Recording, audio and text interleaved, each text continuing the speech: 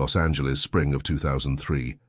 The city pulsed with restless ambition, sunlight glinting off car hoods, palm trees swaying against the blue, and every street corner whispering promises of discovery. Rachel Monroe walked down Melrose Avenue clutching a folder of headshots and her heart full of impossible dreams.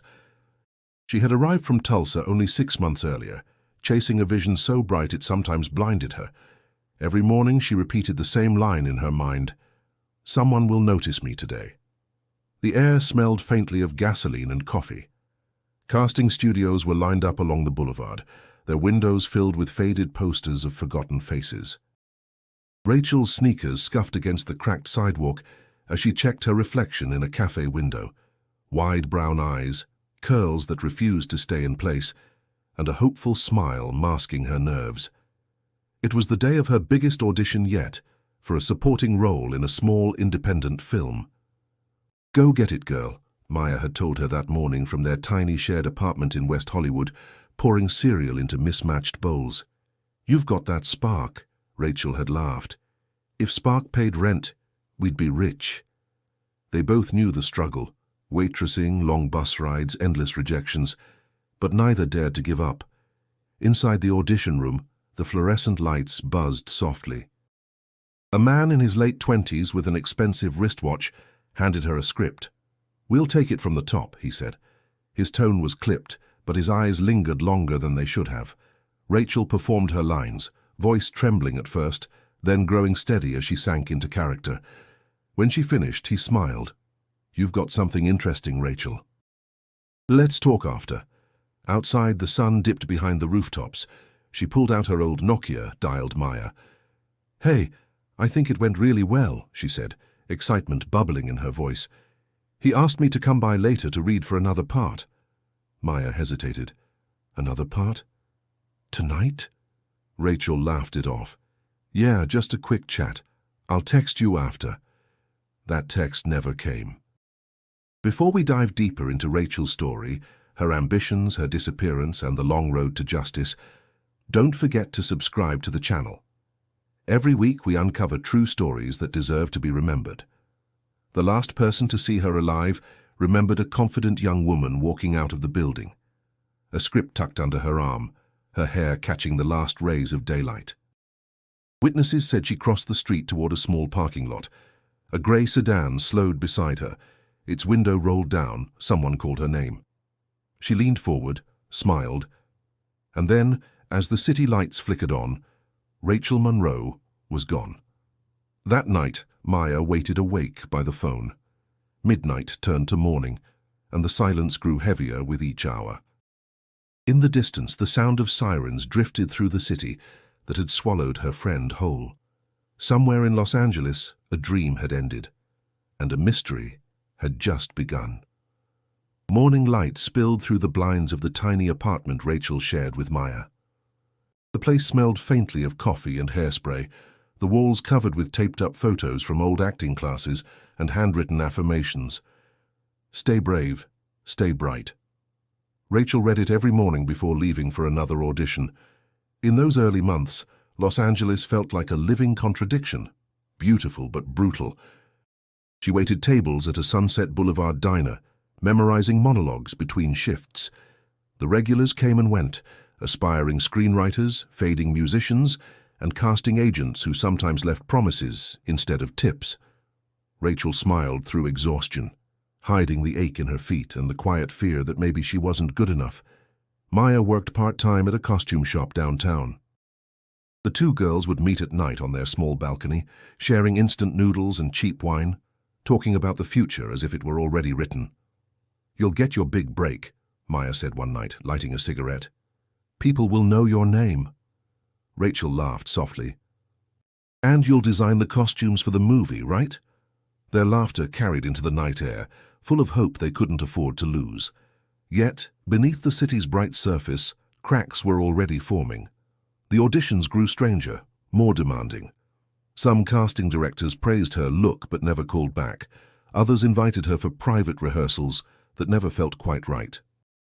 She learned to recognize the tone, the lingering stares, the subtle pressure wrapped in charm. Still, she told herself it was just part of the business. Everyone said so. It was during one of those open call workshops that she met Ryan Carter, a well-known acting coach who claimed to have helped several young talents land real roles. He was confident, charismatic, and always seemed to know the right thing to say. "You've got potential," he told Rachel, adjusting his designer glasses.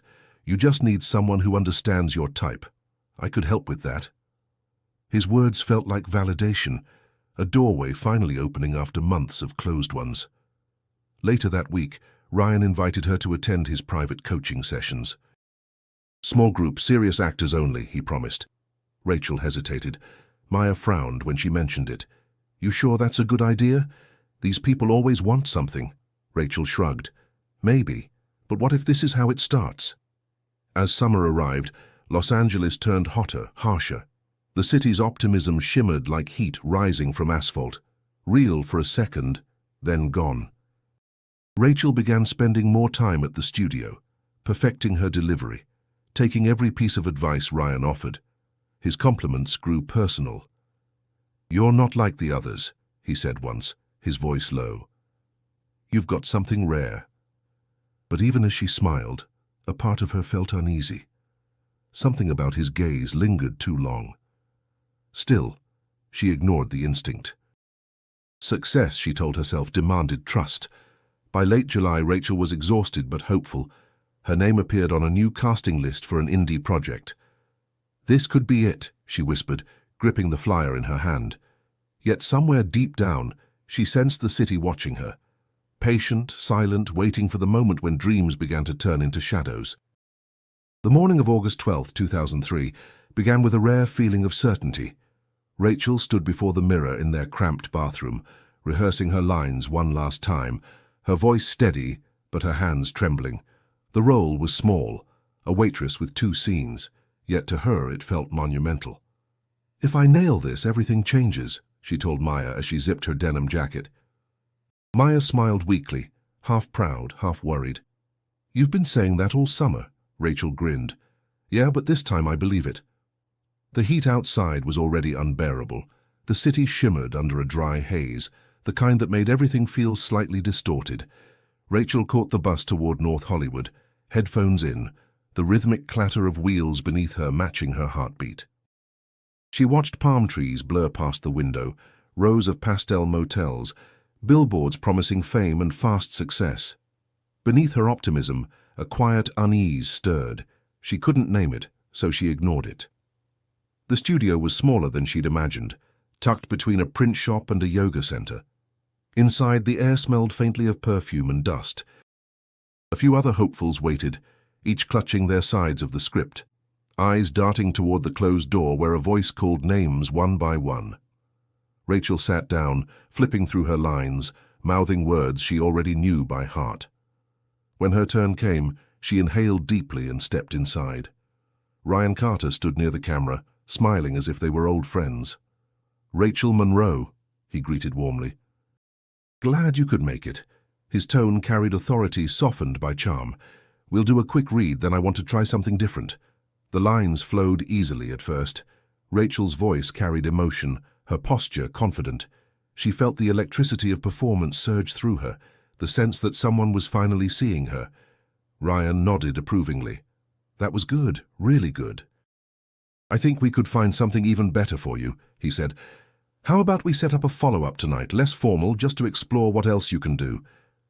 Rachel hesitated. "Tonight?" He smiled, reassuring. "Don't worry, it's just me and a few people from the team. You'll be safe. This could open doors, Rachel, trust me." Those words echoed in her mind for hours after she left the building. "Trust me." She stopped by a small cafe on Melrose, ordered an iced latte and called Maya. "It went amazing," she said, her voice bright with excitement. "He wants me to read again later tonight." Maya's tone sharpened. "Rachel, that sounds weird. Why not wait until tomorrow?" Rachel sighed. "You always think people are out to get me." "Maybe he really wants to help." They argued briefly before Rachel promised to be careful. She ended the call, staring at her reflection in the cafe window. The same hopeful eyes, the same belief that everything was finally aligning. As the afternoon light dimmed, She texted Maya one last time, "Don't wait up, I'll tell you everything in the morning." That message was sent at 6:47 p.m. It was never followed by another. By dawn, Maya's worry had turned into panic. She had barely slept, pacing between the kitchen and the front door, checking her phone every few minutes. Rachel always texted no matter how late it got. At 7 a.m., she called the audition studio, but no one answered. By Ninasi, she was standing in front of the small building on Lancashire Boulevard, her hands trembling. The door was locked. No sign of Rachel, no familiar denim jacket, nothing. She went straight to the LAPD station on Wilcox Avenue. The officer behind the counter looked up briefly from his paperwork. "How long's she been missing?" he asked.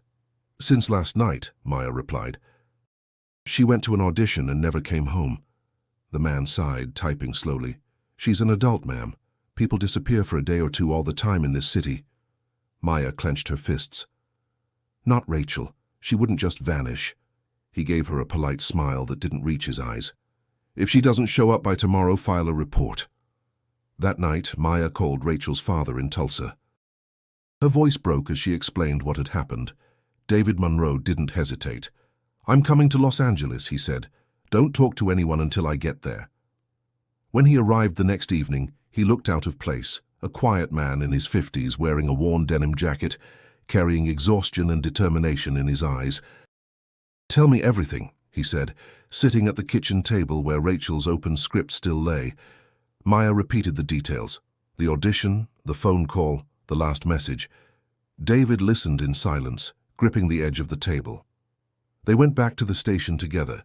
This time the officers listened, took notes, asked questions. A missing person report was filed. Detectives checked hospitals, bus stations, motels.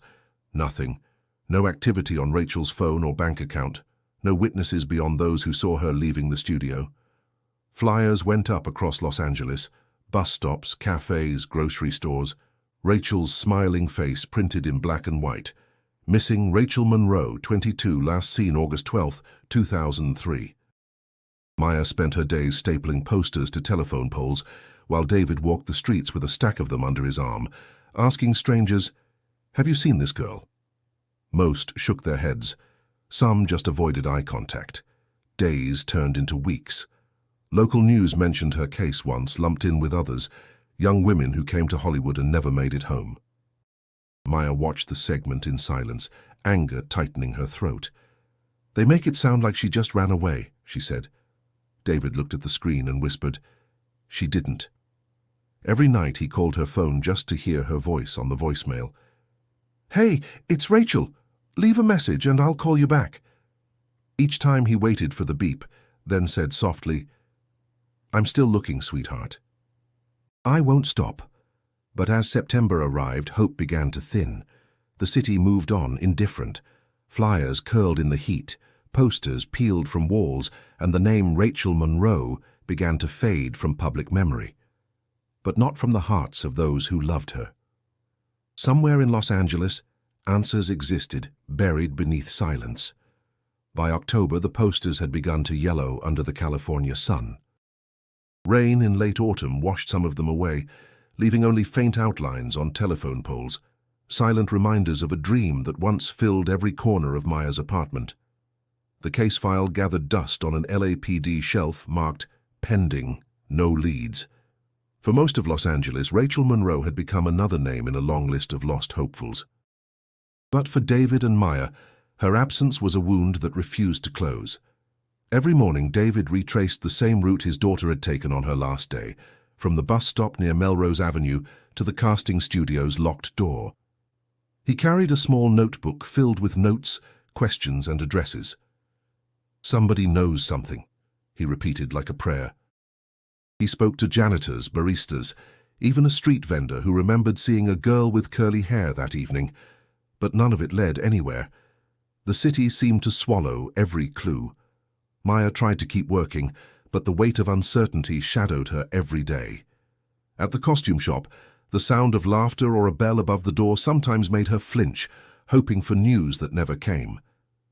Her co-workers whispered about how these stories always end the same, but she refused to believe that. Every night she called David. Their conversations were short, their silences longer. "We'll find her," she said once, her voice breaking. "We just don't know how yet."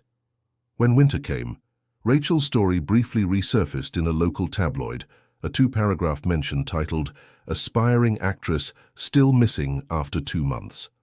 The article suggested she might have left voluntarily. "She wouldn't," David told Maya, slamming the paper down. "She was planning to visit home for Christmas. She wouldn't leave without saying goodbye." But people began to move on. Leads dried up. Detectives rotated off the case. Eventually, the calls stopped being returned. The energy that once fueled David's search dimmed, replaced by quiet desperation. He returned to Oklahoma in early 2004, promising to come back when something new emerged. Before leaving, he packed Rachel's few belongings into a small box, a script marked with notes, a headshot, a turquoise ring she always wore during auditions. He carried them like pieces of her spirit. Maya, too, felt the city turning colder. Every street corner reminded her of Rachel's laughter. Every cafe echoed with fragments of their old conversations. She kept expecting to see her walking through the door, tired but smiling. "You won't believe the day I had," Rachel would have said. But that voice existed only in memory now. By the end of that year, Maya decided to leave Los Angeles. She couldn't stand the sight of the empty bedroom anymore. On her last night, she stood by the window, looking over the glittering skyline. "Goodbye, Rach," she whispered. "If you're out there somewhere, I hope you're still chasing the light." Outside, the city glowed as if unaware of the pain it held within its streets, a place where dreams began with hope and too often ended with silence. And beneath that silence, Rachel Monroe's story waited, unsolved, forgotten by many but not by everyone. The morning sun cut through the marine layer drifting over downtown Los Angeles, casting pale light across the LAPD cold case division. Detective Laura Vega sat behind her desk, a cup of black coffee cooling beside a mountain of files. Her eyes, sharp yet weary, scanned the screen filled with unsolved names and dates. She had learned to live with ghosts, but some files still whispered louder than others. That morning, one of them called her back. A digital alert blinked across her monitor. DNA database update. Partial match found, case 03-1187, Monroe, Rachel. Laura straightened, her pulse quickening. She opened the file, scrolling through photos, a smiling young woman with brown curls and bright eyes. 20 years gone, and yet the image felt alive. She leaned back, whispering, "Where have you been all this time?" Later that afternoon, she walked down the fluorescent-lit hallway to the forensics lab. "Tell me this is real," she said as she entered. A technician, Dr. Kim, nodded. The match came from a new sample upload, partial DNA recovered from an evidence box that just got digitized. Old trace hair found on fabric, finally processed with the new system. Laura frowned. "After 20 years. "Better late than never," Kim replied. The news stirred something in Laura she hadn't felt in years. That small spark of purpose that used to guide her before cynicism took over. She knew the case's reputation, a vanished actress, no witnesses, no closure. But now maybe there was a thread to follow. Across town, another person was already thinking about Rachel Monroe. Ethan Cole, a documentary filmmaker known for his investigative series Forgotten Faces of Hollywood. He had spent months collecting material on unsolved disappearances connected to the entertainment industry. When he stumbled upon Rachel's story, it hit a nerve. The faded photos, the unanswered questions, the silence. He reached out to LAPD for comment. Detective Vega met him reluctantly. "We don't usually collaborate with the media," she told him. Ethan smiled politely. "I'm not here to sensationalize. I'm here to find what everyone else missed." Something in his tone, steady, sincere, made her pause. Against her better judgment, she agreed to let him review the public records. That night, Laura reopened the old evidence boxes herself. Dust filled the air as she lifted one labeled Monroe, R. Inside were fragments of a life, a worn-out audition script, a turquoise ring, a police report written in faint ink. She turned the ring over in her hand and thought of her own daughter, the same age Rachel had been when she vanished. Outside, Los Angeles glittered as if nothing had changed, but to Laura, the city felt heavier, burdened by its forgotten stories. She closed the file, locked it, and whispered, "All right, Rachel. Let's bring you home." For the first time in 2 decades, the silence surrounding Rachel Monroe began to shift. What had once been dismissed as another lost dream was about to resurface, and with it, the truth that had waited too long to be found. In Tulsa, Oklahoma, the phone rang just after dinner. David Monroe sat at his kitchen table, the same one where he'd spent countless nights staring at the faded photo of his daughter. When he heard the voice on the line, firm, professional, unfamiliar, his breath caught. "Mr. Monroe, this is Detective Laura Vega with the LAPD. We've reopened your daughter's case." For a moment, David couldn't speak. The air seemed to thicken. "You found something," he finally managed. "A new forensic development," Vega replied. "We're reviewing evidence that wasn't processed before. I'd like to meet with you if you're willing." He hung up slowly, the silence in his house pressing down. For 20 years, hope had been both his torment and his reason to wake up. He walked to the mantel and touched the framed photograph, Rachel, 22, smiling in the California sunlight. "You hear that, kiddo?" he whispered. "They're not done." The next morning, David packed a small duffel bag and began the long drive west. The road stretched endlessly before him, the same route he had taken 2 decades earlier. Back then, he'd been a desperate father searching for a missing girl. Now he was a man carrying the weight of 20 years of unanswered prayers. Los Angeles greeted him with the same dizzying chaos, traffic, heat, billboards, noise. But he felt different, older, slower, less afraid. At the LAPD building, Detective Vega greeted him with a handshake and calm eyes. She offered coffee. He declined. "Tell me what you've got," he said. She laid out the photos and reports on the table. "A DNA fragment was reprocessed using new technology," she explained.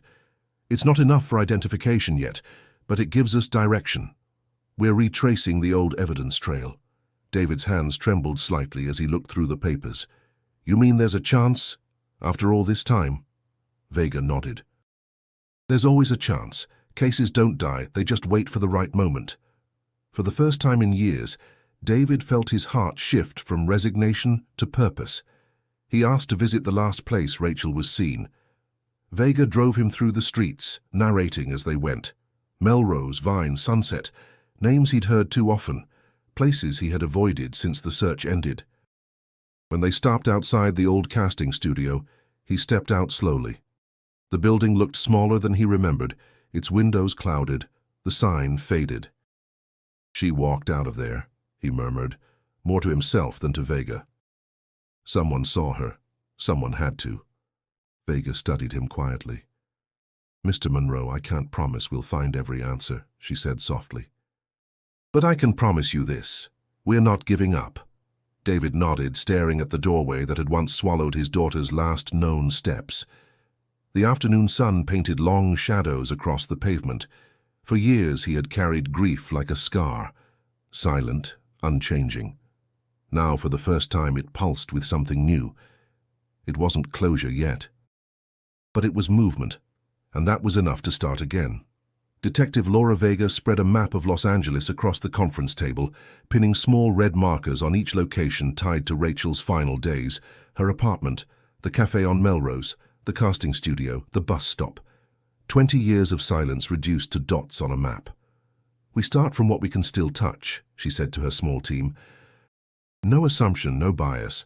We rebuild her last 24 hours. Ethan Cole watched from the corner, notebook in hand, his recorder resting beside his coffee.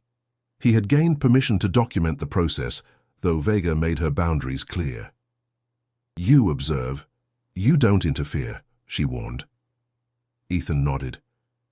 "I'm not here to chase drama. I'm here to find truth." Their first stop was the old studio. The owner had changed twice since 2003, but a middle-aged secretary still remembered vague details. "I was an intern back then," she said, nervously adjusting her glasses. "We heard rumors that one of the acting coaches knew her personally." Laura's attention sharpened. "A coach? What was his name?" The woman thought for a moment. Ryan Ryan Carter, I think. He ran some private workshops after hours. That name struck Ethan. He had seen it in a stack of newspaper clippings from the early 2000s, listed among minor industry professionals who later disappeared from the scene. He jotted it down quietly as Vega requested old employee rosters. Later at LAPD headquarters, Vega pulled Rachel's file again. "Ryan Carter," she murmured, flipping through old statements. "He was interviewed once, claimed he barely knew her." She frowned. "But his name keeps surfacing." Ethan leaned over slightly. What if his reputation protected him back then? A respected mentor, easy to dismiss suspicion. Vega shot him a look. "Let's deal in facts, not theories." But something in her tone suggested she wasn't dismissing it entirely. That evening they drove to West Hollywood to meet Maya Thompson, now in her 40s and living a quiet life managing a small theater company. When Vega called her, Maya's voice trembled. "I didn't think anyone still cared." In person, Maya looked older, yet her eyes carried the same haunted exhaustion that had followed her since 2003. She invited them into her modest apartment, walls lined with playbills and faded photos, and one of Rachel, framed and kept spotless. "I told the police everything back then," she said, her voice low. "No one listened." Vega nodded gently. "We're listening now." Maya took a deep breath. She mentioned that acting coach, Ryan Carter. She said he was helping her prepare for a big audition. The last time we spoke, she said he wanted to meet her that night. I told her not to go. Her eyes glistened. She said I worried too much. Ethan's pen stopped moving. He exchanged a brief glance with Vega, the same name again echoing after 2 decades. Maya's hands trembled as she spoke. "If you find out what happened, tell me. I've lived half my life waiting for someone to ask again." Outside, the city lights blurred against the night. Vega tightened her grip on the steering wheel as they drove away. "Fragments," she muttered. "That's all we've got." But they're starting to fit. The LAPD storage facility in downtown Los Angeles smelled faintly of dust and metal, a vault of forgotten stories, rows upon rows of shelves stretched into the dim distance, each box holding traces of someone's unresolved past. Detective Vega signed the log sheet and followed the clerk to Section C, where evidence from 2003 cases sat untouched for years. "Monroe, Rachel," she said. The clerk scanned the labels and pointed to a box covered in a film of dust. When she opened it, the contents looked ordinary: photographs, receipts, police reports, and a few sealed bags marked miscellaneous. Vega took out one bag containing a single silver earring, tarnished with time. The tag read, "Recovered from alley behind studio. No match." She frowned. "Why was this dismissed?" The clerk shrugged. "No DNA analysis back then. We didn't have the tools." Vega carried the evidence to the lab, where Dr. Kim met her with a curious expression. "You think this means something?" he asked. "Everything means something until it doesn't," she replied. "Test it again, full panel." Hours later, she sat in her office as the city lights flickered outside. Ethan stopped by holding a stack of scanned documents. "You're still here?" he asked. She looked up. "Always." He placed the papers on her desk. "I found a witness statement from a security guard who worked across from the casting studio. He mentioned a grey sedan parked there for hours that night. It never came up in follow-ups." Vega raised an eyebrow. "License plate. Partial. Starts with 4JQ. Her phone buzzed before she could reply. Dr. Kim's voice came through the line. "Detective, you might want to see this." In the lab, the fluorescent lights hummed softly as Kim handed her the results. "There's a partial DNA profile on the earring," he said. "It matches the fragment we found earlier on the fabric sample." Vega's pulse quickened. "So, it's Rachel's?" Kim nodded. "Yes, this earring belonged to her." She stared at the small object lying on the tray, a forgotten clue that had waited 20 years to be heard. "Where exactly was this found again?" she asked. "Behind the studio, near the dumpsters." Ethan leaned closer, whispering, "She must have dropped it when—" Vega cut him off sharply. "Don't finish that sentence." "Not until we know." The next day, Vega ordered the retrieval of all surveillance footage from nearby businesses still storing archives from 2003. Most had long been erased, but one gas station, miraculously, had digitized its old tapes. The footage was grainy, black and white, but clear enough. At 6:49 p.m., a figure resembling Rachel walked past the edge of the frame toward the parking lot. Moments later, a grey sedan entered the shot. It idled for several seconds before pulling away. Ethan leaned forward, his voice barely audible. There it is again. The car. Vega replayed the clip, her eyes narrowing. That's not just any car, she said. That's our starting point. As the screen flickered, she felt the weight of years lift slightly. The evidence wasn't forgotten anymore. For the first time, the silence around Rachel Monroe's disappearance began to speak. Detective Vega stared at the paused footage of the grey sedan. The timestamp burned into the corner of the screen. August 12th, 2003, 6:52 p.m. Run the partial plate again, she said, her voice firm but low. The tech nodded, typing quickly. A moment later, the match appeared. Ryan Carter, last registered address, Burbank. Vega exhaled, steadying herself. After 20 years, we finally have a name that never went away. Ethan leaned closer. Ryan Carter, the acting coach. He's still around? Vega nodded. He teaches workshops out of a rented studio near Glendale. He's kept a low profile. No major complaints, no arrests. Ethan frowned. Maybe he's careful. Predators like that usually are. Vega didn't respond. She'd learned to distrust speculation, but inside, her gut twisted. That afternoon, she and her partner drove to Burbank. The air was heavy with late summer heat. They found Carter's building, a nondescript structure with peeling paint and a banner that read Carter Acting Method, Unlock Your Potential. Vega approached the front desk, flashing her badge. Detective Vega, LAPD. Is Ryan Carter in? The young receptionist blinked nervously. He's teaching a class right now. Minutes later, Carter stepped into the hallway. Time had thinned his hair, but not his confidence.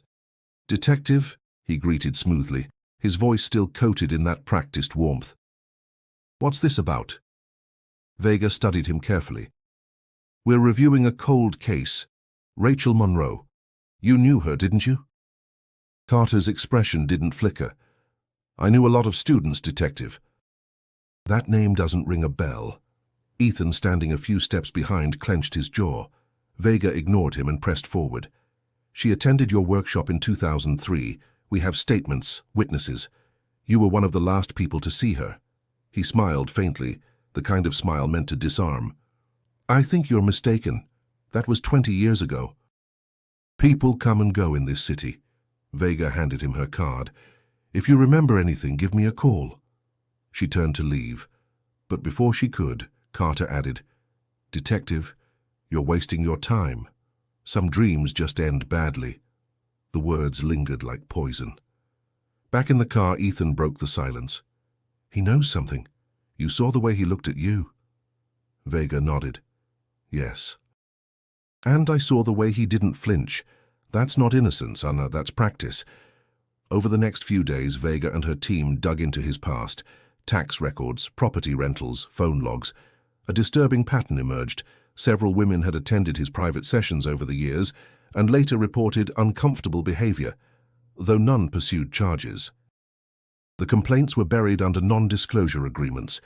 Ethan began interviewing former students for his documentary, one of whom described Carter's charm as a mask you didn't notice until it was too late. Another recalled seeing Rachel's photo years earlier and thinking, I knew that face. As Vega reviewed the testimonies, she realized the web was larger than one missing actress. This wasn't just negligence. It was a system that had protected men like Carter for decades. She closed the file and whispered to herself, not anymore. For the first time, the truth wasn't just unraveling, it was demanding to be heard. Detective Vega watched Ryan Carter from across the interrogation table. His posture relaxed, his smirk practiced. 20 years of denial rested easily on his face. You dragged me here over some old file, he said, leaning back in his chair. I already told you, I barely knew the girl. Vega folded her hands calmly. Rachel Monroe, 22. Disappeared after leaving your audition. We found her earring behind the studio. Carter's expression didn't change. That proves nothing. It's Los Angeles. Earrings fall off every day. Ethan sat behind the one-way glass, recording quietly, observing every twitch. He'd seen arrogance before, but this was different, calculated, confident. Vega continued, sliding a folder across the table. We also found a match between her DNA and fibers recovered from a car once registered to you. She watched his jaw tighten. You sold that car months after she went missing. Carter's fingers drummed lightly against the table. I sell cars all the time. I liked new models. His voice was steady, but his eyes betrayed the first crack, a flicker of unease that Vega didn't miss. She leaned forward. You used to tell your students that acting was about honesty, about holding emotion until it burned through the skin. You remember saying that? He tilted his head, trying to read her. Sure, it's a metaphor. Then show me, Vega said quietly. Show me honesty. For the first time, silence filled the room. Carter's confidence faltered. He looked away, studying the metal table, his reflection faint in its surface. You people think you can rewrite the past, he muttered. We're not rewriting, Vega said. We're finishing it. Ethan pressed a hand against the glass, whispering to himself, Come on, break. He had interviewed enough manipulators to know the moment when ego begins to crack. Vega switched tactics. She opened a laptop and played a short clip from an old workshop video. Carter in 2003, coaching a group of young actors.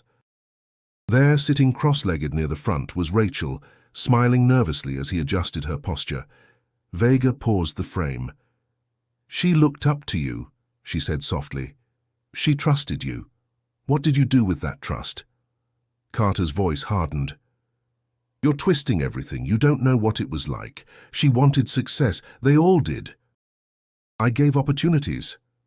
You gave opportunities, Vega repeated, her voice turning cold. To who you chose. On your terms.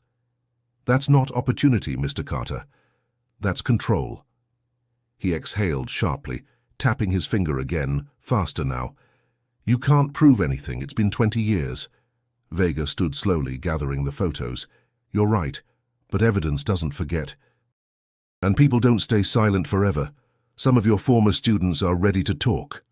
That stopped him. The rhythm under his fingertips ceased. She met his gaze one last time. This is your last chance to tell your story, before the world does. Carter's lips parted, a quiet exhale escaping him. Not quite words, but close. His mask slipped just enough for Vega to see fear. As she left the room, Ethan turned off the recorder, his voice low. He's cracking, it's only a matter of time. The arrest came quietly, without cameras or warning. 2 unmarked cars pulled up outside the modest Burbank studio where Ryan Carter had built his new life. The man who once taught actors how to hold composure now stood frozen as Detective Vega approached, badge in hand. Ryan Carter, she said firmly, you're under arrest for the disappearance of Rachel Monroe. His expression flickered, disbelief, anger, and then something colder. You think you can end me with a headline? He muttered as she read him his rights. You ended yourself, Vega replied. Back at headquarters, the weight of 2 decades pressed against every wall. Vega watched through the observation window as Carter sat handcuffed, head lowered, while forensics confirmed the evidence. The DNA match between the fibers, the earring, and trace material found in his car, it was enough. After years of silence, the truth finally had form. Ethan Cole filmed from a respectful distance, his camera capturing only the edges, the quiet triumph, the restrained emotion. He wasn't after spectacle, he was after justice seen in motion. People will finally know her story, he told Vega later, his voice subdued. Not as another tragedy, but as a name that mattered. Vega nodded. Make sure they know all of it. Not just the horror, but who she was. When news broke the next morning, Los Angeles reacted with a mix of shock and grim recognition. 2003 cold case solved, former acting coach arrested. The headlines spread fast, and Rachel's photo reappeared across social media feeds, her smile once again filling screens and timelines. For some, it was the end of a mystery. For others, the beginning of overdue accountability. David Monroe received the call in Tulsa just after sunrise. He stood in his kitchen, the same spot where 2 decades of hope and grief had lived side by side. "We got him," Vega said softly through the phone. David didn't respond right away. He sat down, staring at the worn photograph on his fridge, his voice finally breaking. "You kept your word." Meanwhile, Vega's team reviewed the confession transcripts. Though Carter had never explicitly admitted guilt, his statements circled the truth. Half-truths, evasions, and moments of fatal arrogance. "She wanted success," he had said during questioning. "I helped her. She trusted me." Those words, repeated by prosecutors, would carry weight. Outside the precinct, the air felt different, not lighter, but clearer. Vega stood by her car as reporters gathered in the distance.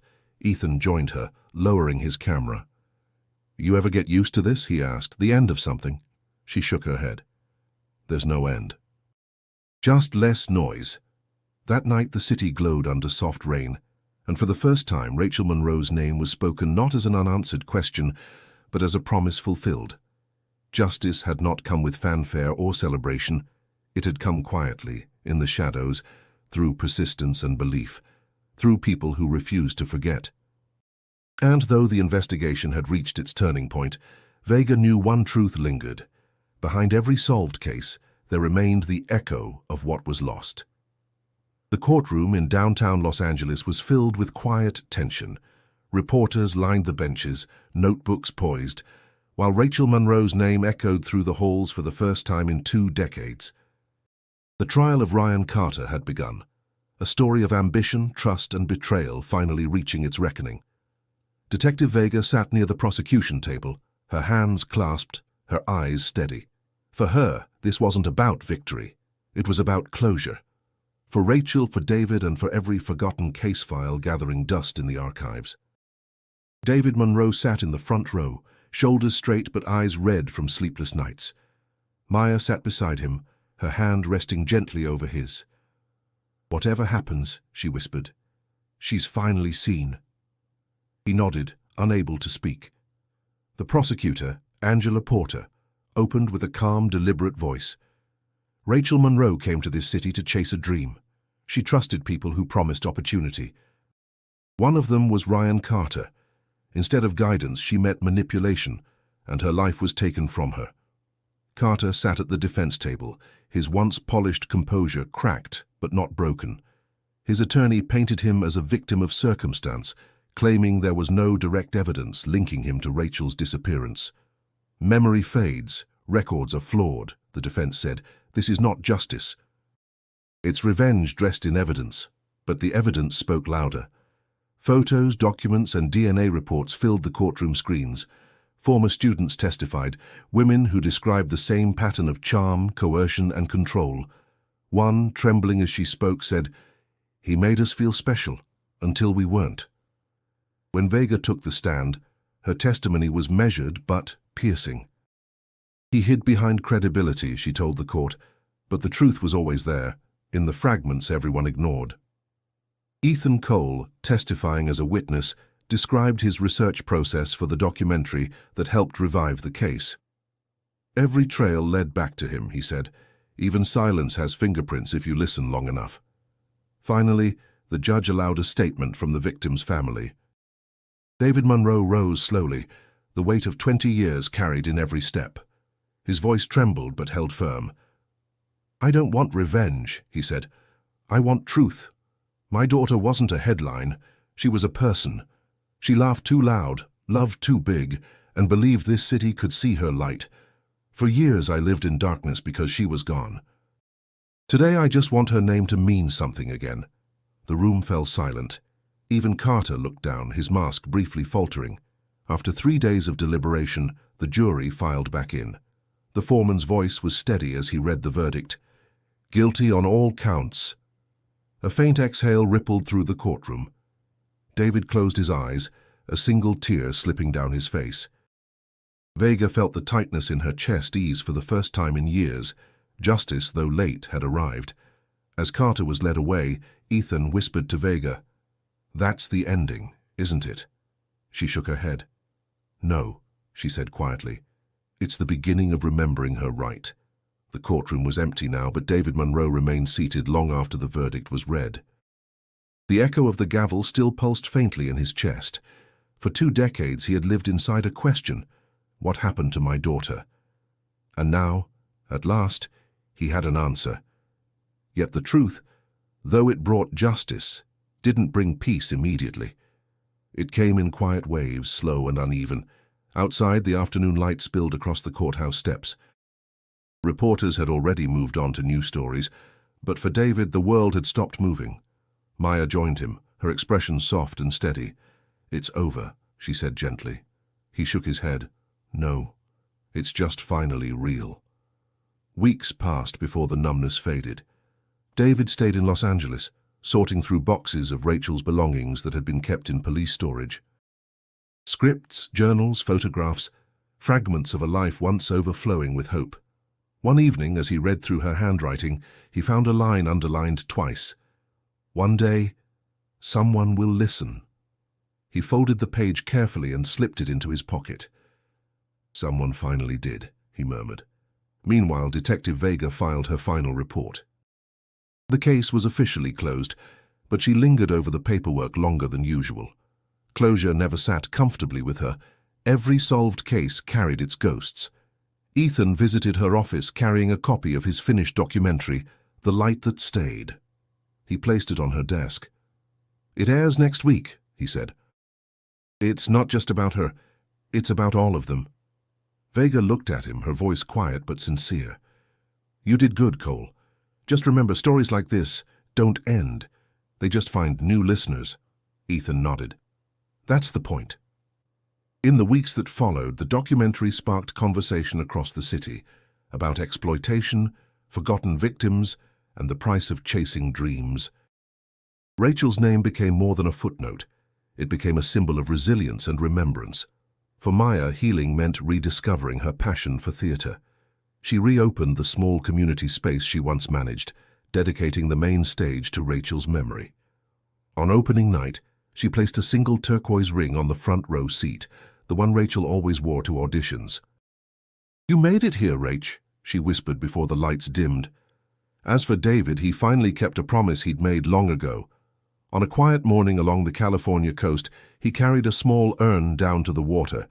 The sky stretched endless and pale, the waves whispering softly. He released Rachel's ashes into the surf, watching them scatter under the sunlight. "You're home now," he said, his voice breaking. "You'll always be part of this light." Standing there, he felt something he hadn't felt in years, not joy, not even relief, but peace. A quiet, fragile peace, born not from forgetting, but from remembering fully. Behind him, the tide erased his footprints one by one. Ahead, the horizon shimmered with the kind of hope Rachel had once chased, fleeting, but real enough to believe in again. A year after the verdict, Los Angeles carried on as it always had, chasing light, swallowing dreams, and remaking itself every morning. Yet for those who had lived inside Rachel Monroe's story, time moved differently. The city no longer felt quite the same. Every boulevard, every sunset, carried echoes of her name. Detective Laura Vega walked along Melrose Avenue one evening, the street where it had all begun. The glow of neon signs reflected off shop windows, blending color and shadow. She paused outside the old casting studio, now boarded up, and whispered to herself, "We found you, Rachel." We didn't forget. For years, Vega had worked to close cases that others abandoned, but this one had changed her. It had reminded her that justice was never just a job, it was an act of endurance. Across town, Ethan Cole's documentary aired on national television. The Light That Stayed opened with Rachel's smile, her laughter captured from a home video David had shared. The narration told not only her story, but the stories of countless others who came to Los Angeles, believing in dreams larger than themselves.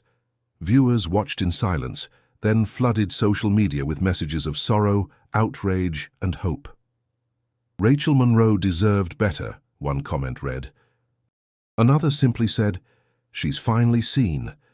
David watched the broadcast from his living room in Tulsa, the same photograph of Rachel on the mantel. When the credits rolled, he didn't cry.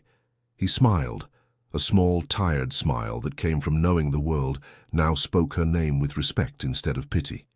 Maya called him afterward. "They did her justice," she said softly. "So you did too?" He replied, "No, we just made sure she wasn't forgotten." The following spring, a foundation was established in Rachel's name. Scholarships for young artists, mentorship programs for aspiring actors, and a hotline for performers facing exploitation. Maya helped run it, turning grief into purpose. "This city doesn't get to eat them alive anymore," she told a reporter. Not without someone fighting back. On the first anniversary of the verdict, David returned to Los Angeles for a small memorial at Griffith Park. The sky was streaked with gold and rose, the same colors Rachel used to describe as her audition light.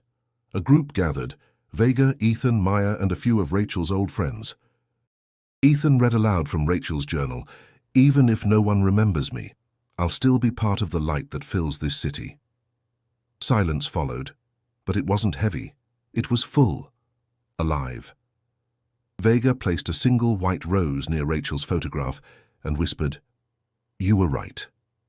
As dusk settled over Los Angeles, the city lights flickered on one by one, like quiet promises against the fading sky. Somewhere between them, Rachel Monroe's story lingered, not as tragedy but as a reminder of what truth and persistence could reclaim. Before we end, remember, stories like Rachel's remind us why we search, why we listen, and why we care. Subscribe to the channel to follow more real stories of hope, courage, and justice, and click on the video on your screen to uncover another true mystery brought to light.